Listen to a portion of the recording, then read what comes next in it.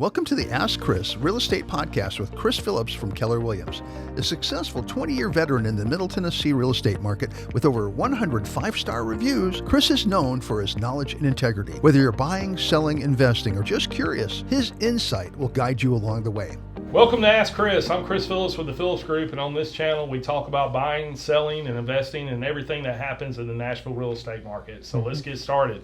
David, thanks for rounding out this last county for us on the market. We're doing Williamson County. These numbers are just staggering to me. I'm looking at this and how we were talking about for Davidson and Rutherford, there were a lot of downward arrows, downward trends. Yep.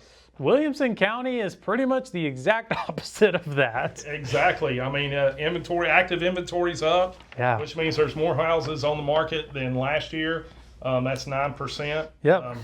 New listings on the market's down 23%. Yeah, wow. But, this is about the time that we start putting houses on the market in Williamson County. Yeah. And I sell in this area a lot now.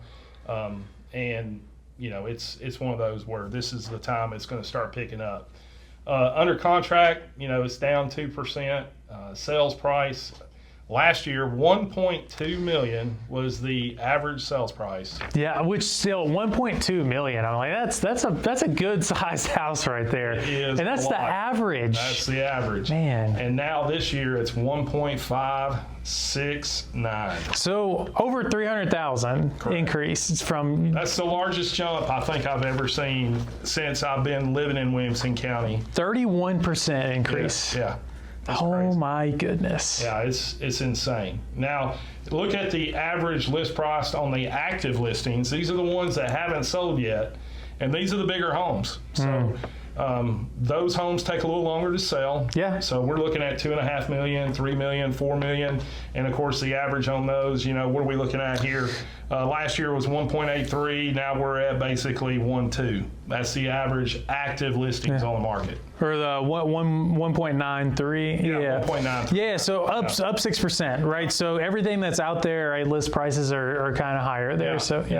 One of the things that was really telling about this is the monthly supply. Last year we were at 3.1%, or not percent, but 3.1 months, which means if we didn't put another house on the market in 3 months, we would be out of inventory. Sure. So now that's up to 4.26, which is basically a 37% increase in inventory. Yeah. Which is actually a good thing, because that's going to make prices, the higher that number goes, prices will start coming down. As inventory increases, people have more to choose from. They're going to be a little bit more discerning. They're going to obviously be a little pickier, so your house is going to sell on the market if it's not priced right. Yeah, so I guess question for you to kind of break down this whole month of supply thing so that I can better understand it. And I mean, watching at home can understand a little better too. What is a good, healthy number for months of supply?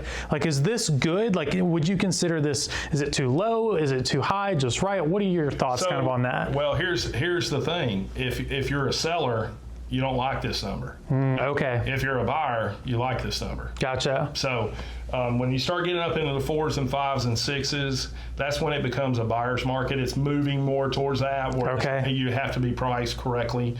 If you're under 3%, it's the seller's market, and you can pretty much pick your price. Okay, so under 3 months of inventory, seller's market, sellers can pretty much dictate what they sell it for, and buyers just kind of have to pay what they are asking for. In that 3 to 5 range, we start just having, depending on the subdivision, if it's a desirable subdivision, you'll still be giving concessions if you're a seller, but you're not going to be just giving the boat. Okay, gotcha. And that's what we're seeing here. And with these bigger homes, I mean, what they're going to do. There's a lot of new construction bigger homes. I'm talking 3, 4, 5 millions. They're just going to put better quality, fixtures in them. So they're going to have more oomph. And they're going to give you that in the value to justify their price. Yeah. So, okay. Cool. And Williamson County has this new rule. If you're going to build a new construction house, the subdivision or the lot has to be 5 acres or larger. I did not know that. Yeah. So that's for all new construction in Franklin? Yeah. Anything that hasn't been approved already by the Williamson County Commission it has to be 5 acres, a minimum of 5 acres in order for you to build on it. Why did they decide to do that? Just slow down urban sprawl. Okay, wow. Yeah, so they wanted to stop all the growth, all the new community growth. So the only way they could do that is by saying, you know what, we're going to limit it to 5 acres, and this will stop that. Okay, so I'm assuming that makes those houses cost more, though. Oh yeah, I mean, you look at a house that's in a subdivision that's a half acre, it's going to be 1.2 to 1.9. But if you look at a 5 acre house and it's about the same square footage, you're looking at 2.5 to 3.5. Wow. Okay. So it's nice having the extra acreage, but is it worth paying however much maybe $1 million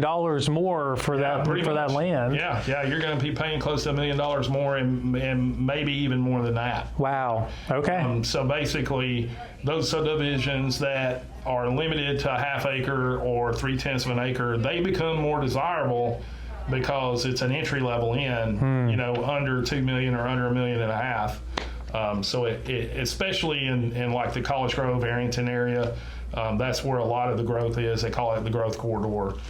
So we still have some subdivisions out there that have been pre-approved prior to this 5 acre restriction. Yeah. But that's why you see these numbers jumping up like they are. Okay. That's why you see the average list price going to 1.9, because it's, we're dealing with 5 acre lots compared to, a 3/10 of an acre or a half acre. Wow. Okay. Yeah. So that's what you see, but still great numbers, right? No, it is. And I was just looking on here. God, it's the whole sales price numbers. That's still just mind-boggling to me. Like, I mean, we even had it go all the way back to 2024. Yep. Whereas at 1.2 in March of 24, Yep. March of 25, it was like 1.19. So it's just barely under that. Yep. So slightly down. And then it's just a massive jump to 1.57 essentially. Right. So, wow, it's sales. And if you look at Williamson County, it has 5 of the top 10 high schools in all of Tennessee. The schools itself is in the top 3% in the country. Wow. So Okay. people come here for the schools. They obviously come here because of the rolling beautiful hills, and Williamson County is pretty. But so are all the other counties. But Williamson County is it's always been the creme de la creme. Sure. So, Yeah. It's been that one that has jumped up a lot. And I'm going to tell you, I have a lot of Californians and people that are Chicago coming down, and they look at Williamson County and they're like, Chris, it's just too expensive. Let's go to the next county over. Which you can find great deals in Rutherford County. For $1 million, you can get a nice house. Yeah. A really nice house in Rutherford County. So if you're looking for $1 million home in Rutherford County, call David. Give us a call. Yeah. That's right. We'll help you with that. So thanks for listening to us on the Williamson County Update. And thanks for watching Asking Chris. And this was helpful. Be sure that you subscribe and share. And we'll see you next time. Yeah. See ya. For answers to all your real estate questions, ask Chris at the Phillips Group, Murfreesboro, Tennessee.